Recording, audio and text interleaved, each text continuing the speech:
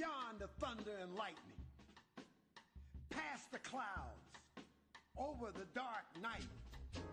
She reached up to the sky of stars and caught the red-hot light of the North Star.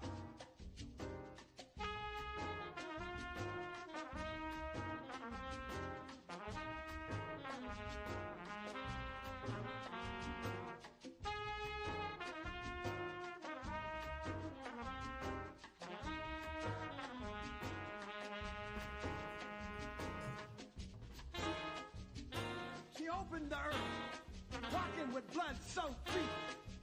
She challenged the whip, the gun, the knife. She challenged the fire, pulled from the bodies of slaves, made into laws, prisons, and courts.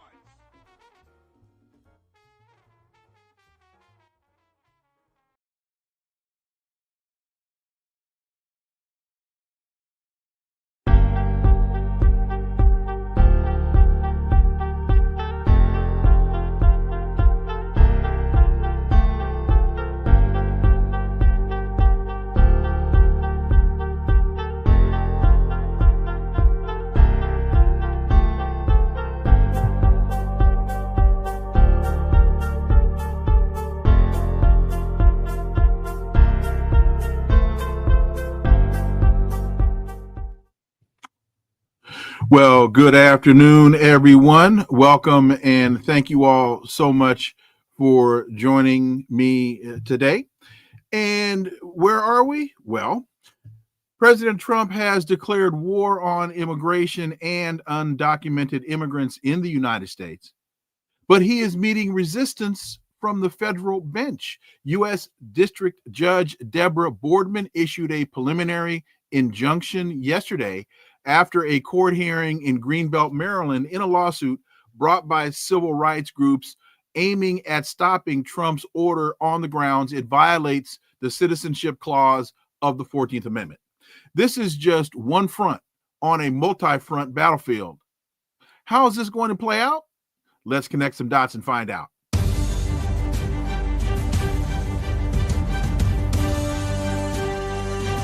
Connecting the Dots with Dr. Wilmer Leon, where the analysis of politics, culture, and history converge. Welcome to the Connecting the Dots podcast with Dr. Wilmer Leon, and I am Wilmer Leon. Here's the point. We have a tendency to view current events as though they take place in a vacuum, failing to understand the broader historical context in which they occur. During each episode, my guests and I have probing, provocative, and in-depth discussions that connect the dots between these events and the broader historic context in which they take place, thus enabling you to better understand and to analyze these events and the impact that they are having on the global village in which we live. On today's episode, the issue before us is Trump's multi-front war on undocumented immigrants. And for insight into this, let's turn to my guest. She's an immigration activist with the group La Resistencia, working, easy for her to say, working to improve the conditions at immigration detention centers and stop deportation. She is Maru Mora-Villalpando. Maru, as always, welcome back. Thank you so much. So I really have to. I need everybody to know that you are fitting us into a very, very busy schedule. So again, we really appreciate it. So the injunction issued yesterday by Judge Boardman applies nationally. It will remain in place as the case is adjudicated. The Maryland lawsuit is one of at least 6 federal cases brought against Trump's order by a total of 22 Democratic-led states and more than half a dozen civil rights groups. And we all remember that a federal judge in Seattle previously issued a 14-day restraining order. Your thoughts on this assault on what up to this point has always been considered to be a constitutionally protected right? Maru. Yeah, well, it's not surprising. That's part of the platform that the Trump regime had promised. And it's not surprising either, because that's exactly how he came into politics recently when even Obama won, right? Questioning his own nationality and his being able to even run for office at that level. And so this is all part of this big theatrics that Trump is so good at and his base enjoys. It's like a big TV show, a daily TV show for them. How much drama can they create to really take away from the reality of people, not having housing, not having food, not being able to pay for medical bills, etc. And so it is also important to notice that this group of people, not only Trump, but the group of people that he's surrounded by, and also the group of people that allow him to continue acting this way, have opened the door to even think that this is possible. So I want to also talk about those that are not doing anything about it, such as the Democrats. The Democrats, I think, have been extremely quiet. They look like missing in action. I remember when Obama was in office and the Republicans kept blocking everything that they could in his administration. And here is like crickets. And so where exactly are the Democrats that copy Trump's platform against immigrants, being so anti-immigrant, thinking that would put him into office, and realize that didn't work for them? Now, where are they in regards to protecting the Constitution, as they, their party is so fond of? They always talk about the funders and how we have to protect the Constitution. And this is something that they should be protecting. They should be fighting against, to make sure that the Constitution is not just changed because one person comes and says, I want to change it. And I also know that there's a ton of, and I'm not a lawyer, but it's important to recognize that scholars that know this is not right and it cannot hold. But we have a Supreme Court that has allowed things that are not supposed to be allowed under a supposed democracy that we're part of. So I think there's that political unwillingness to deal with this, although it's a constitutional issue, and at the same time, although we feel kind of protected because the scholars say this is not easy to just undo. It has to go through this process. We have to recognize that we have a very corrupted Supreme Court as well that has sided with Trump many times before. Which I think is really one of his longer term goals.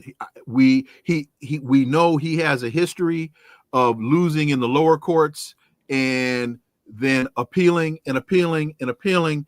And I'm fairly certain that his long-term plan is the Supreme Court, and we'll have to see if it proceeds that far. Okay. So let me make this point. You just very rightly asked the question, where are the Democrats? Because for the most part, they have, to your point, they've been conspicuously silent. I will say this. You drew the comparison to the Republicans, and one difference might be, and I underscore might be, so far, what Trump has done has been through executive order. It hasn't been through trying to get legislation passed, which I'm not saying that to excuse the Democrats, because this should actually encourage them to be even more engaged, to be even more vocal, because the president is trying to act like a dictator. He's trying to act like the very authoritarian that everybody tells us we're supposed to be afraid of. And he's trying to act outside the scope of, he's trying to expand the powers of the executive branch through executive action. And they should be screaming every day and every night. To your point, they are conspicuously silent. That's right. It is just appalling to think that Democrats have allowed this to go so far. I was listening to some commentators on the radio the other day saying, maybe they're coming up with this, maybe they're coming up with that. Or it doesn't matter what they're thinking. It's about what they're supposed to be doing. And right now is the lack of what they're doing. And I also think a lot of things that they might be doing. It makes me wonder if they're thinking we're just going to let everything go down the drain, and in the next election, in the next midterms, people are not going to have any option but to come back to us, to the Democrats. And that's a reality. Yes. Everything is coming down the drain. Everything is like the house is burning. What other option we have? And that's the problem also. A lot of people feel like, well, I don't like the Republicans. Do I go back to the Democrats? But the Democrats didn't do anything for us. So what is there to do? And I like your analogy of the burning house, because the first thing you do when you smell smoke is you call the fire department. You don't wait till you see flames. You don't run out the house, stand in the yard for 30 minutes watching the house burn, and then say, hey, I got a good idea. I'm going to call the fire department. No, when you first smell smoke, and folks, we're past smelling smoke. We're seeing flames. And again, they are conspicuously absent. And one of the things that has been somewhat surprising to me is on this issue, on the 14th Amendment issue, is the language that both judges Boardman and Kaufnauer, the language that they've used has been very, very clear. Quote, no court in the country has ever endorsed the president's interpretation. That's what Boardman said yesterday in Maryland. She then went on to say, and this court will not be the first. And Kaufnauer in Seattle, who is a Reagan appointee, said, I've been on the bench for over 4 decades. I can't remember another case where the question presented is as clear as this one.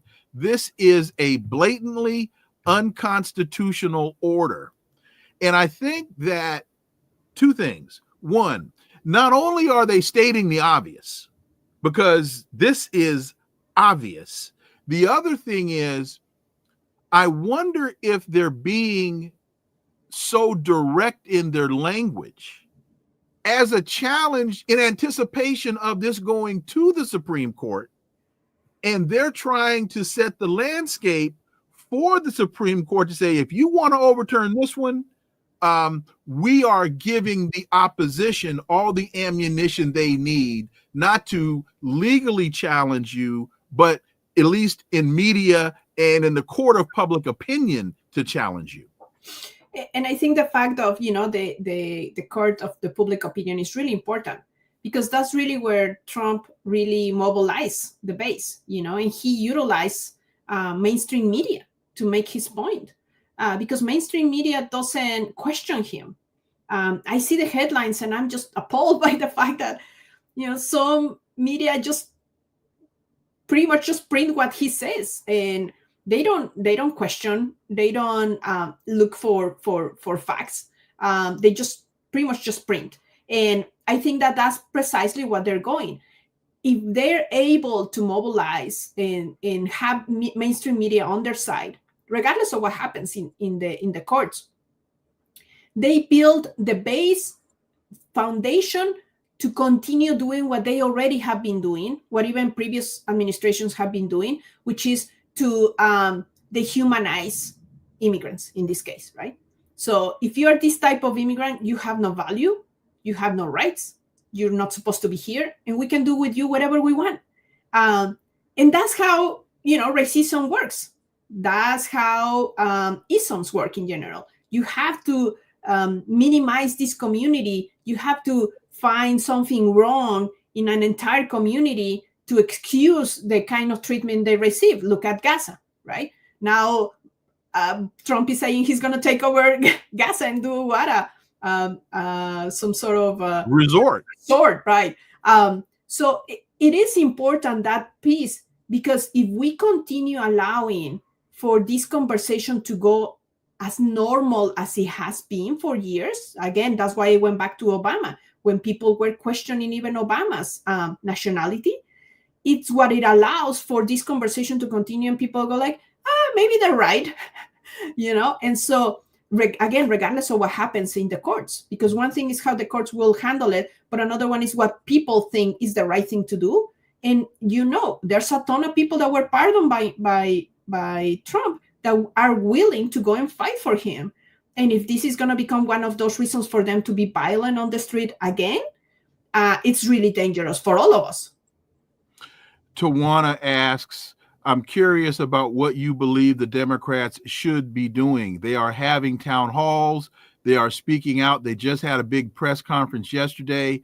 What else should be happening other than them talking and fussing in various media platforms? That's exactly where they should be. They should be, how did you put it? They should be talking and fussing in every media platform possible. They should be on C-SPAN. They should be on MSNBC. They should be on CNN. They should have a team with a consistent message. And that's one of their big problems is messaging. They aren't able to message, and they can't stay on message. They should be. I saw the press conference yesterday, and it was weak. It was what's his name from the senator from New York, the head of the Senate. It was. I'm drawing a blank. He's so weak and pathetic. I draw a blank. Chuck Schumer. Yeah. It was pathetic. There's no sense of urgency behind what they say. And it's almost as though, well, this is what he did, and we don't like it. And there's no sense of urgency. And final point, and I'll come to you, is they need to be using Trump's own language against him.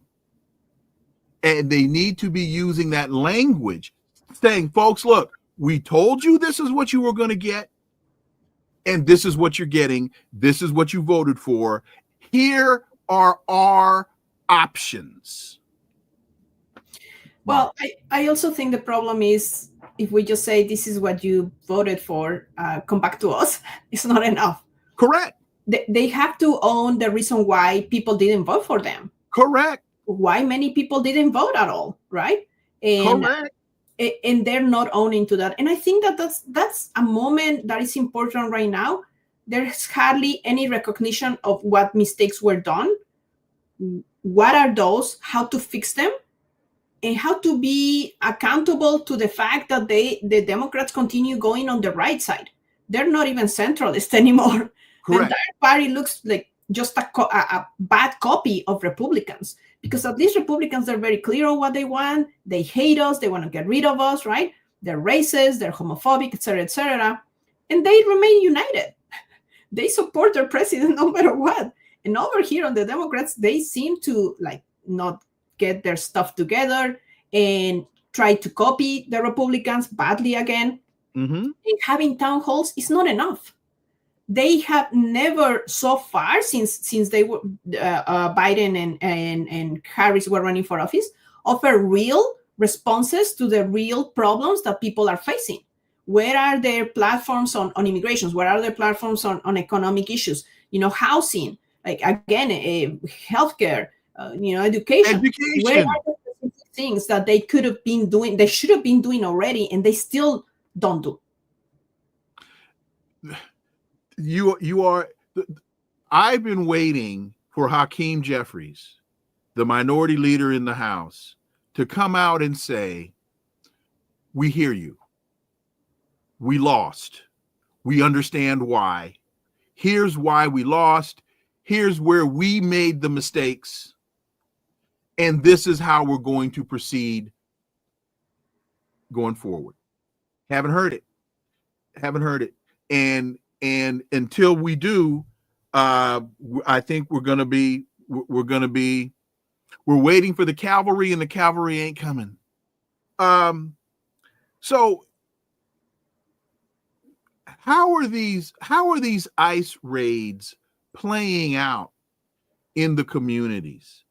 What's happening on the ground right now? Because we've been hearing reports about parents being afraid to send their kids to school.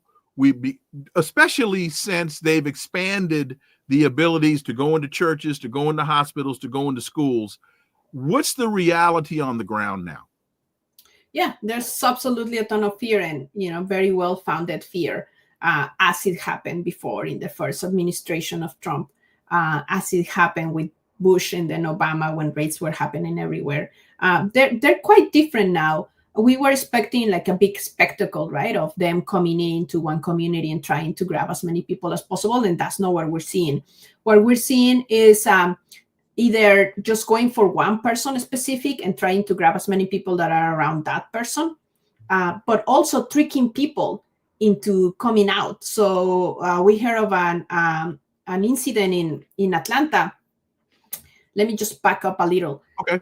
A lot of people, over 180,000 people are right now under surveillance and monitoring 24/7 by ICE through a technology that belongs to a corporation called Geo Group, and they have a subsidiary called BI, and they have the sole contract to manage the surveillance technology throughout the country for everybody that ICE decides to put under this program called ISAP, Intensive Supervisory Appearance Program, ISAP. And so we knew that these 880,000 plus people would be easy to grab by ICE because they know exactly where they're at. They're being monitored by a phone app or by an ankle shackle or by a smart watch that they call Berry Watch. And so it turns out that this person in Atlanta was in a church. He has to wear an ankle shackle, and the thing started beeping in the middle of the mass. And so he thought, I'm not going to bother people here. I'm going to exit. So, hopefully we'll stop beeping. And as he exits, ICE is waiting outside for him. We know of a mom and two kids that were called into the ICE court to bring some paperwork, which is weird because you don't bring paperwork to the court. You just go to court. The paperwork is sent to another office. So she goes into this court. She never comes out with the two kids, but one kid stay home with grandma. And now this mom and two kids have been deported. And that happened like in just a couple of days. So there's these different instances of being on the ground, trying to appear that they're not there. And sometimes they do want to look like they're there. So people are afraid of them. When they're out there in the community, it's hard to tell because they don't have marked cars, patrol cars. They usually don't wear uniforms. Until they're ready, they will have maybe a vest that says police. Sometimes it says ICE, and that's pretty much it. They don't identify to people as they come in and to pick you up. So we heard of another story of somebody actually pretended to be ICE and going and harassing people. And finally, he got arrested for impersonating a federal agent. So it is this way of we're coming for you, but you don't know when. You're not going to even notice. And we're going to do it so quietly that you will be always on your toes. So this is like psychological terror that is happening. Also, most of the deportations that are being happening is people that are already in the system. They're already in detention. And some of them were waiting for deportations for months. Here in Tacoma, some people go on hunger strike because they want to be deported already. They've been waiting for months and months, and the detention conditions are so horrible that they say, I'd rather get deported. Just get me out of here. I don't care if I don't stay in the country anymore. I just don't want to live in this hell anymore. And so these theatrics of, the military planes and, hundreds of people being in one plane, but the reality is they're very targeted with the aim of really infusing fear in the communities. There was an article, I think it was on Monday, that was, it would be really funny to me if it weren't so pathetic. And that is Immigration and Customs Enforcement, or ICE. They are having to release some detainees. In some cases, it's reported dozens of people a day. as the space in detention in the system has exceeded maximum capacity. And I think they released 160 people from custody so far. And so they find themselves now faced with the very same issues and using the very same solutions or remedies that they accused the Biden administration of being involved in. Catch and release. Oh, you're rounding up all these people, you're taking them to jail, and then you have to let them go because you don't have space for them. You put monitoring bracelets on them, and you are expecting them to return to court for their court date. That's the very same thing that Trump tried to use against the Biden administration. That's right. And but let's look at the details of that. Okay.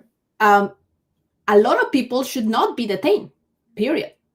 I mean, in my opinion, nobody should be detained. But, immigration law keeps changing to excuse the detentions in the first place and deportations. But there's a ton of people that have open cases. There's a ton of people that are about to win their cases. They're just waiting for a court hearing. There's over 1 million people, I don't remember how many now, waiting for a court hearing. And this was since Biden. I mean, when I was in deportation proceedings, I was already in the backlog with 1 million more, and this was 2019, in between 2018 and 2019. So the backlog keeps growing, right? So that's one. Again, immigration law is complicated. Again, I'm not a lawyer, but what I know is that there's many different ways people could fight if they have legal representation. If they do, because it's so complicated, it's impossible for someone to just go in, try to represent themselves. I mean, no one should represent themselves in any kind of problems, legal problems of this legal proceeding, right? Yeah, like the IRS or you name it, right? We always get afraid of that. So that's one. The possibility of being able to be released from detention, the possibility of mistakes, because there's people that are U.S. citizens and they were taken and then ICE is like, oops, I'm sorry, but you look like undocumented because you're a person of color. So there's that part. But the most important one is this is a business. The idea of rounding out people, putting them in detention, putting them in a plane and do this spectacle, it's money, gives a ton of money to a ton of corporations. Going back to BI, subsidiary of Geo, when Biden was leaving and Trump was coming in, Geo Group had their quarterly call earnings for the investors, right? And they said at that quarterly call, this is great, Trump is coming. Right now we have over 100,000 people in the ISAP program, the monitoring program. We can go all the way to 3 million. And at some point, we can do 7 million on monitoring programs. Why? Because they have two options. They have the option of regular detention centers, and then they have the option of the monitoring devices. Which one gives them more money? The monitoring devices, because you don't have overhead expenses. Right? You don't have to which one gives them more profit?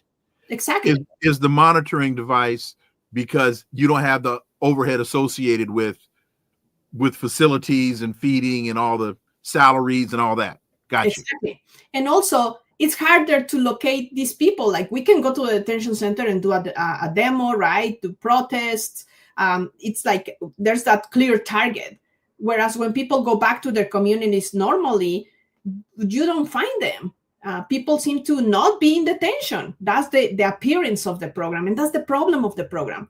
That the Democrats were the ones pushing for this program. They call them alternatives to detention, but it's still detention. This is still this constant monitoring. Can you imagine having to wear something with you, even when you go to the bathroom, when you shower, if you want to be with your partner intimately, if you're going to eat, and if you want to have a conversation with your loved ones, you don't know what this device is doing. You don't know how much data they're grabbing from you, and you don't know what they're doing with it. If you have the phone app, you don't know if your phone calls are being also monitored. if your contacts there, your messages with your loved ones that might be undocumented as well, might be also be tracked. Mhm. And so it's very invasive. It's totally invasive. And there's no real criteria that ICE could ever prove to say why these alternatives to detention exist in the first place. Because they, at the beginning, in 2005, when this program started, they said, so there's not that many people in detention. But that's not what happened. People in the numbers in detention just grew dramatically. And when Biden came in, they actually had way more people on alternatives to detention, quote unquote, versus people in regular detention. And their argument was, we need to make sure that they comply and they come to court. They do. Over 90% of people show up to their courts. And those that didn't was mainly because the technology is faulty. Many times the phone didn't ring, they were out of signal, you name it. And so being compliant is not the problem. The main purpose is how much money can we make.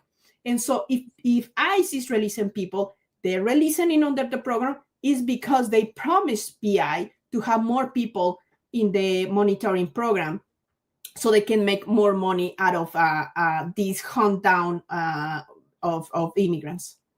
One of the things that are written into many of these contracts are minimum requirements, whether it's the contracts for the private detention, whether it's the contracts for monitoring. In many of these contracts, there are minimum requirements. The government guarantees the company a minimum number of beds will be filled. And if those minimums are not met, then the corporation gets paid anyway. There are minimum numbers of people that will be monitored. If the government doesn't meet that minimum requirement in the contract, the company gets paid. So there are a lot, to your point, there are a lot of incentives that are offered here that the Americans don't realize. And in many instances, to your point, it's the financial motivation here that is driving the action. And that is one of the most abhorrent elements to this. It's about an easy target. Talking about immigration for politicians is an easy target. And it's a very, very vulnerable population to attack. And the arguments in most cases are incredibly superficial arguments. For instance, you don't hear anybody talking about U.S. policy in Nicaragua and what the United States government has done to the economy of Nicaragua. You don't hear anybody talking about the fact that Dole Foods was just found guilty of sponsoring terrorist organizations in Colombia. You don't hear that part of the problem. And those are nobody's really challenging the Biden administration's re-invasion of Haiti, which is why a lot of Haitians are coming to the country. You don't hear the why are the people coming here. All you hear is they are here, and what are we going to do about it? That's right. I think this easy response without understanding, without the historical context, are always the simplest. And most people agree with them because in the US and many countries, but my experience here in the US is that we just want easy solutions. Just give me the rundown. I don't want to read. Just give me the summary, right? And so this is what Republicans do very well. Quick, easy talking points. Give me the bite of this, and that's done with. And so, but if we actually take a look at what is going right now and why is it that we're at this point, at this moment, then we can see that the United States manufactured this crisis. Mm-hmm. So I was yesterday talking to some small Latino business near where I live, and I was asking them, do you know why caravans of migrants began? And somebody said, because Biden was letting everybody in. I was like, well, I wish, but that was not what happened. As a matter of fact, these caravans began at the end of the term of Obama's administration. And they started because it was a protection for them. So these huge numbers of people arriving are not new. Arriving to the US, I know groups that like Migration Policy Center, they for decades they've been studying and predicting how many people will be arriving to the United States based precisely on the conflicts happening in the continent and beyond.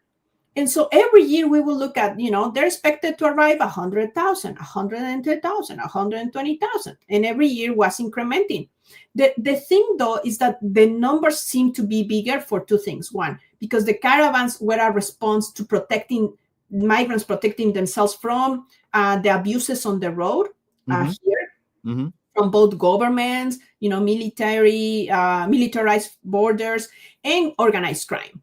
That's one. But the other one is because it was perfect for the Republicans to use it against Obama at that time, right? So the visuals of this. Exactly. Like, look, all long lines of people walking along railroad tracks coming to the United States. Demanding us to let them in. Who are they for us to just let them in, to open the door like nothing, right? So that was really what fueled this rhetoric that continues being used till today. And so that is the importance of doing this historical context. At that moment, obviously, there were a ton of problems in Central America. I remember under the Obama administration, Hillary Clinton at the moment, she was the Secretary of State, and she was in Honduras, working fine with the dictator that now is in prison because it turned out that he had all these deals with the organized crime in his country and beyond. So those are the things that are very important to recognize. And that's why these spaces are so important, because if people just go to social media and just do a quick rundown of headlines and a quick video, and they think they know everything that is wrong with their world, it is really on us to be well informed, and it's on us to research and learn more about why situations are this way and why this rhetoric is so wrong, and we should not replicate it or repeat it in any way. Here to me is a very simple example. Donald Trump said either yesterday or Monday that they were going to start returning Venezuelans back to Venezuela. Well, I think the United States has imposed a sanctions regime on Venezuela and has stolen a great portion of the Venezuelan sovereign fund, or the gold from the sovereign fund in London. So the United States has caused the conflict in Venezuela, imposing these incredibly debilitating. I mean, people are dying from lack of food because of the sanctions the United States has imposed on these countries. So now the Venezuelans of means have been coming to the United States, and now Donald Trump says, well, y'all got to go back to Venezuela, but he's not lifting the sanctions. That's right. I talked to some Venezuelans that have arrived here to Washington State, and I want to know, what is happening in your country. I also am aware of the embargo and everything, but I also know, there's a lot of complaints about their government being corrupt, etc. So I wanted to ask them directly. So what can you share about the reason why you're here, and how do you feel about your country? And many of them, what they told me is, look, I love my country. I didn't want to be here. But the US, we're very aware the US made it impossible for us to stay there. There's no jobs, there's no food, like we're limited, right? The selling of the oil is limited. We can't sell oil to everyone. I mean, not everyone. Well, even the U.S. even stole Citgo, the Venezuelan oil company. They stole the oil company from the country. So that was their main source of income, And so, and there's the political conflict, etc. And they say, but one is we're forced to leave, but when we go to the safest place that is supposed to be the US, because that's what we hear, right? We heard the US is the safest place in the world, blah, blah, blah. And when we arrive, we pretty much have to talk badly of our country in order to get in. So if we don't agree with the bad politics of the US, we're not allowed in. So what can we do? What can we say? And so the US is putting their foot literally on their neck, and at the same time is telling them ask for forgiveness, right? Mm-hmm. And so it is very difficult for migrants to decide what to do and even how to explain the situation in their own countries. So that's why you will hear a lot of people like Venezuelans saying, oh yeah, no, it's horrible, he's a corrupt president, and it could be, but at the same time they would not go into the details of why the US created the conditions as well for them to having to leave in the first place. Robert writes, my wife is from Kenya. She is a dual citizen. She holds a U.S. passport and votes in the elections. Will ICE detain her and our children if they speak Kikuyu or Swahili? And yes, the children are American citizens.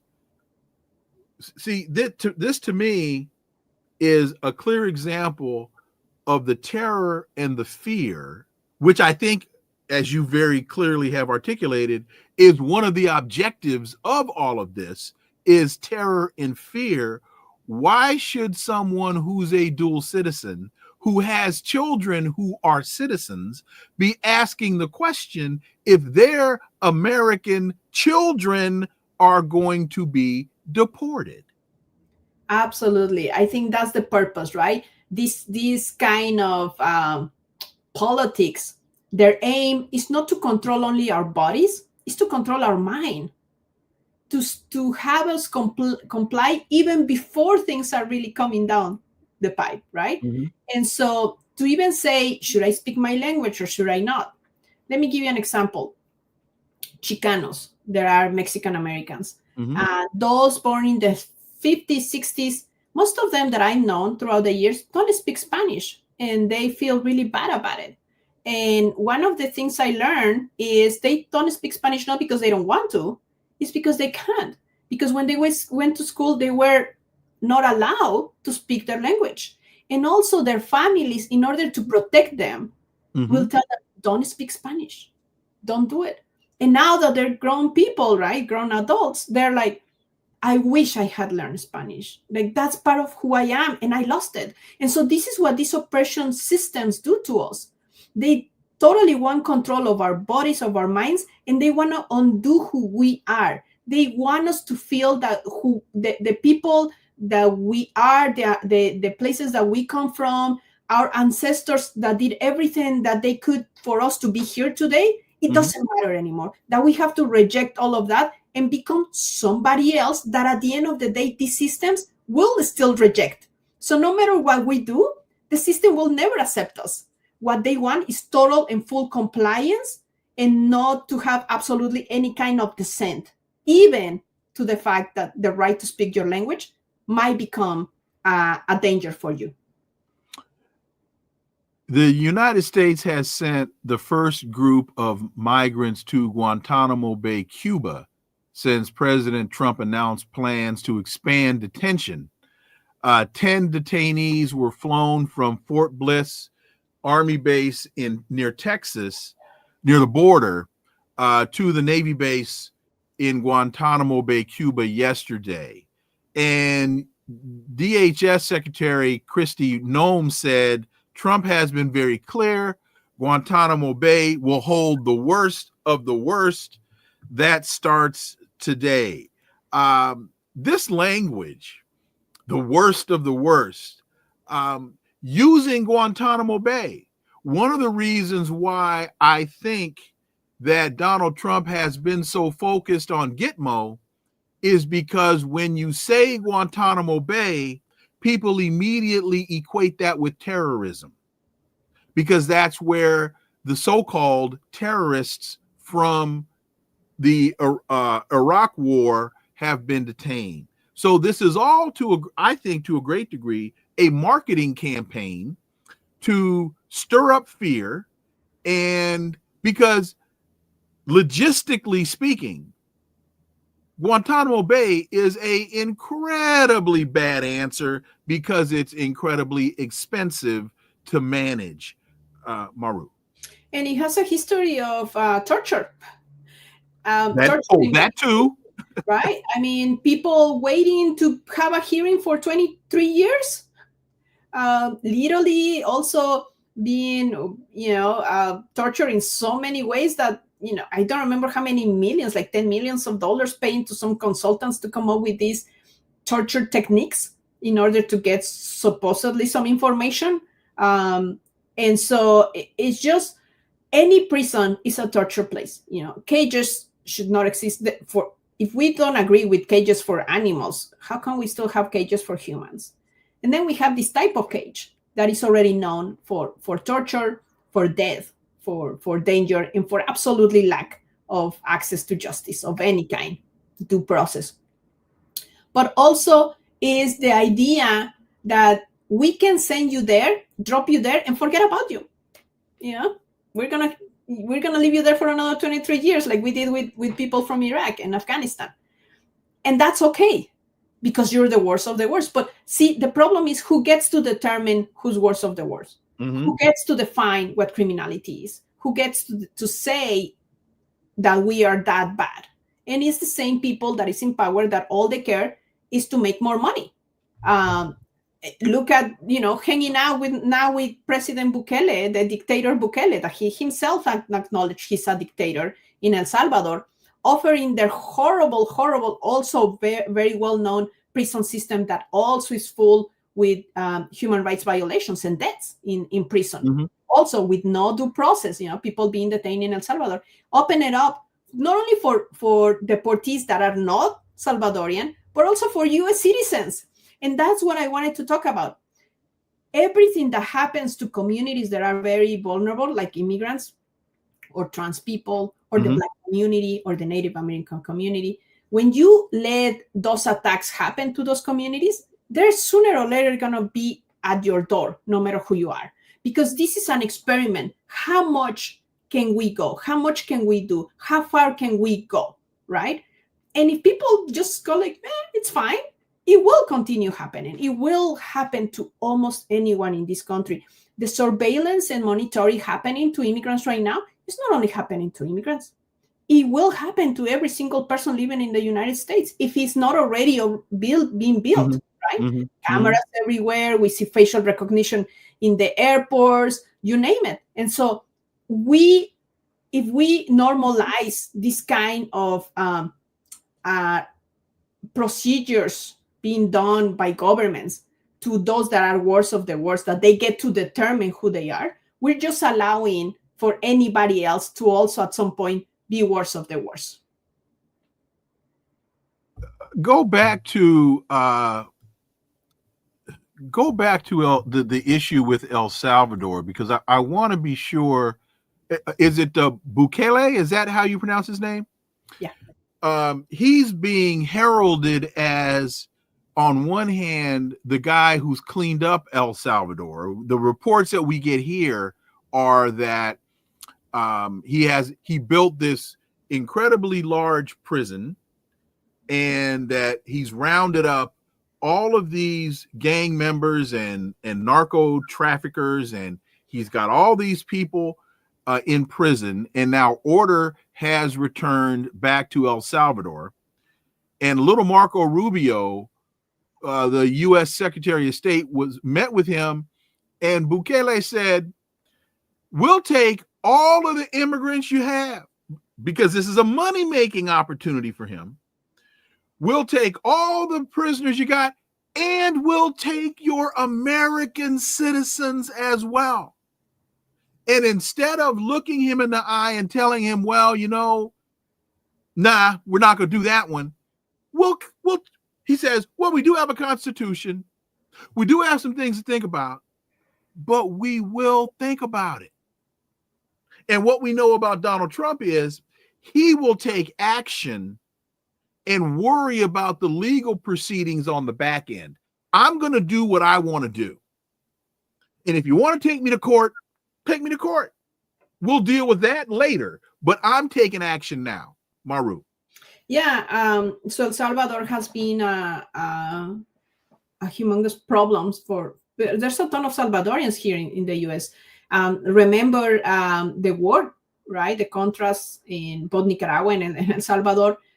Wait, let me jump here real quick, because this just came to mind. MS-13, and a whole lot of people here. MS-13 started in Los Angeles. It didn't start in El Salvador. That horrible gang, and they are some pretty bad hombres. I mean, them boys don't joke around. They started in they didn't come from El Salvador to the United States. They went from the United States to El Salvador. That's right. So because there was this war raging, both in Nicaragua and El Salvador, Guatemala as well. Again, fueled by United States interests, backed by United States money, taxpayers' money.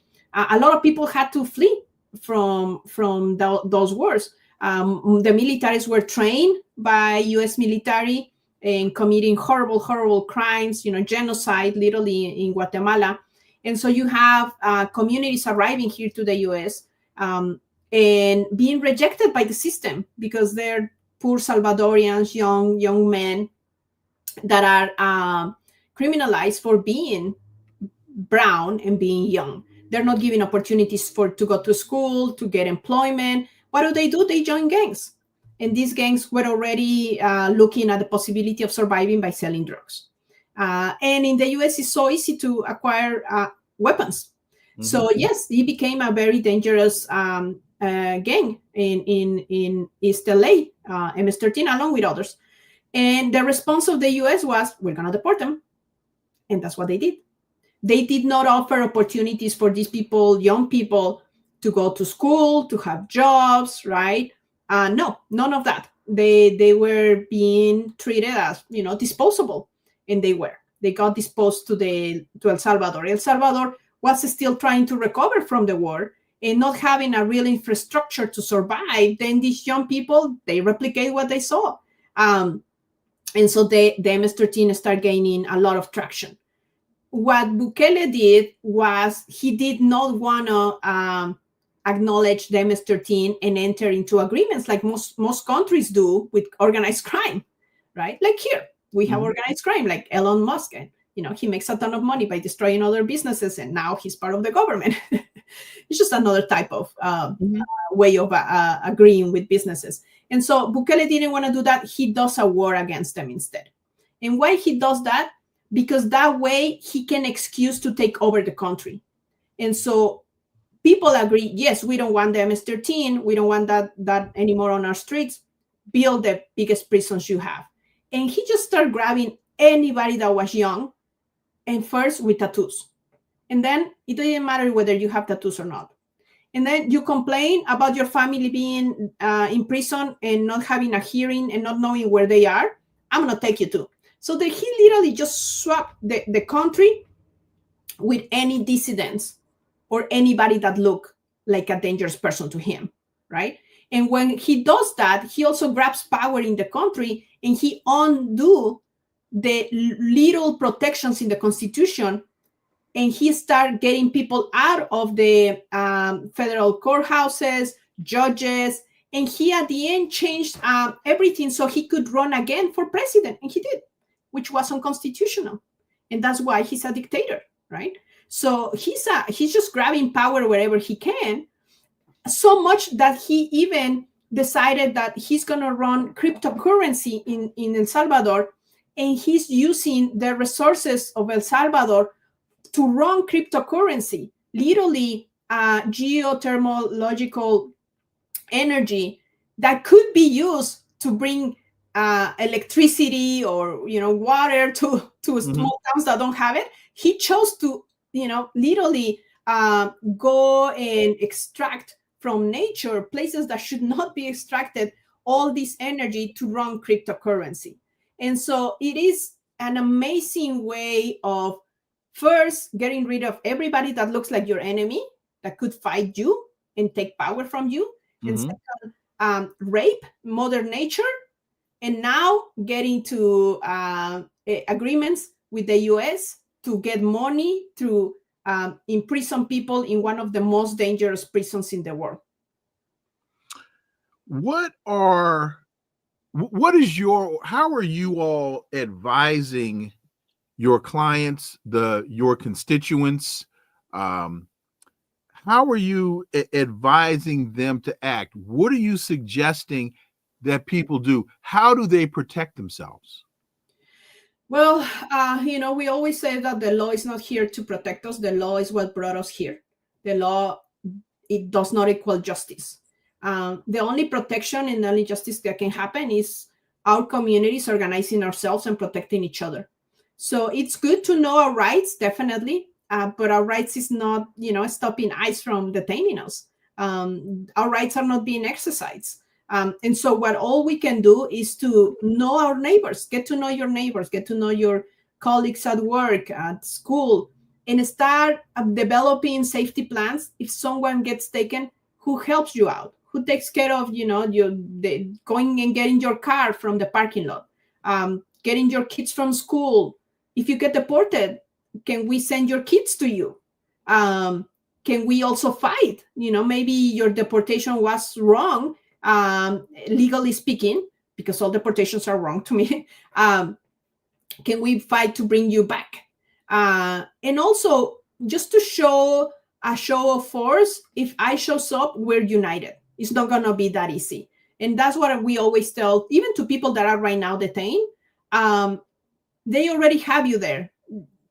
They have so much power over your life, right? Are you just going to go and let them do it? Or are you at least going to put up some fight? Are you going to leave just looking down? Or are you going to be with your head, tilted up and thinking it wasn't easy for them to just kick me out of the country and banish me and, destroy my life? At least I fought back. And so I think that the only solution right now comes from local organizing. If neighborhoods start talking to each other, if neighbors start getting to know each other, if neighbors start protecting each other, then that's really when we're going to see results of real protection and real safety in our communities. One of the tropes that we hear is these people are coming and they're taking our jobs. What you're in Washington State, I believe. There are one of the agriculture is a huge part of the GDP in Washington State. A lot of fruit comes from Washington State. I don't know that there are a lot of Americans that are running to the orchards to pick apples and pick pears. I'm from Sacramento, California. Agriculture, huge in Sacramento, huge in the Imperial Valley in California.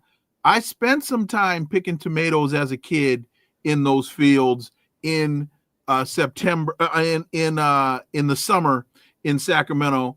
There aren't a lot of Americans that are going to be flocking to those fields to stand in that sun or stand in that rain and pick that produce.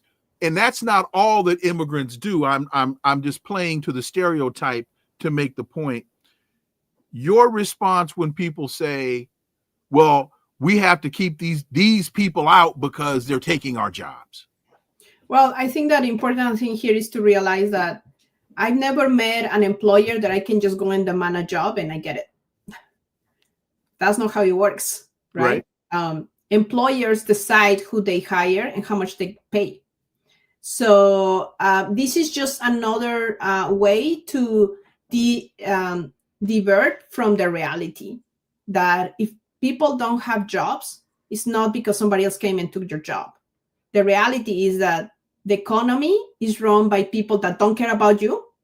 And if you're going to have a job, it doesn't guarantee that that job is going to sustain your life as it should, right? Walmart is a clear example. So many people that are working for Walmart, yet they're on food stamps. And I mean, Amazon as well, like so many big corporations. But I also want to make sure that people understand this is not about economic value. This is not about, do I get to work? Will you accept me here? if I work, which is mainly why people come, right? Because they need a job, they need to sustain themselves. It is about being a human being, period. Because anybody that is born in this world should have the right to breathe clean air, to food, to housing, to education, to healthcare.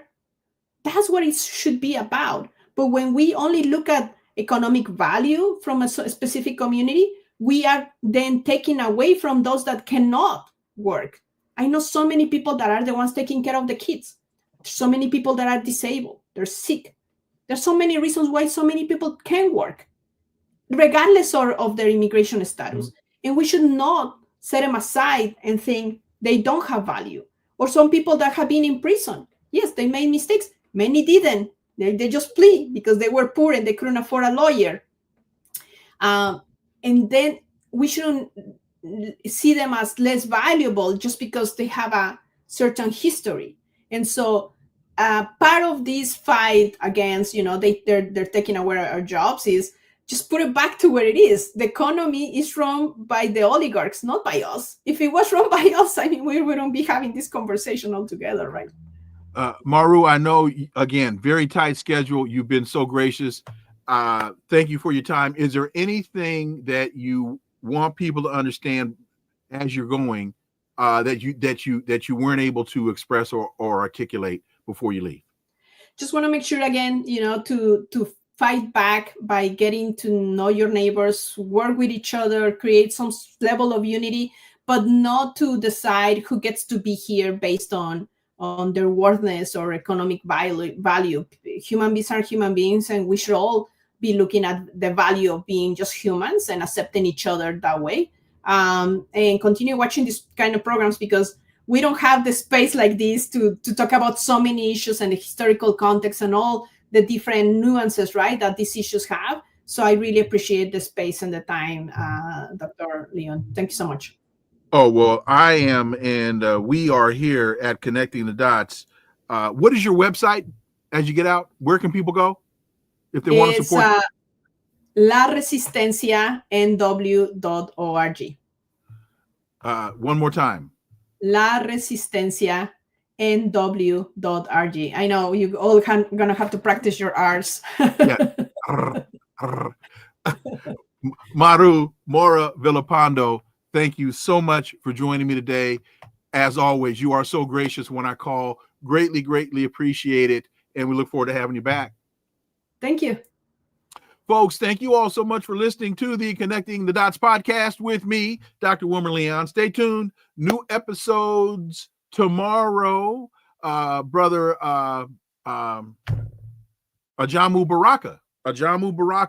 I know a lot of you wanted to discuss today Trump's just utterly racist, ridiculous comments about Palestine, about Gaza. We will get deep into that tomorrow and deep into that on Friday because, tomorrow, Ajamu Baraka is going to join us, and he's written a great piece on that issue. So stay tuned. Tomorrow, Ajamu Baraka will be discussing Trump's interest in turning Gaza into a Mediterranean Sea resort. Please follow and subscribe. Leave a review. Please share the show. Follow us on social media. You can find all the links below in the show description. And please, please, please, we need your support. We need your financial support. We are here for you, but can't do this without you. And remember that this is where the analysis of politics, culture, and history converge, because talk without analysis is just chatter. And we don't chatter here on Connecting the Dots. See y'all tomorrow. Until then, I am Dr. Wilmer Leon. Have a wonderful, wonderful day. Peace. I'm out.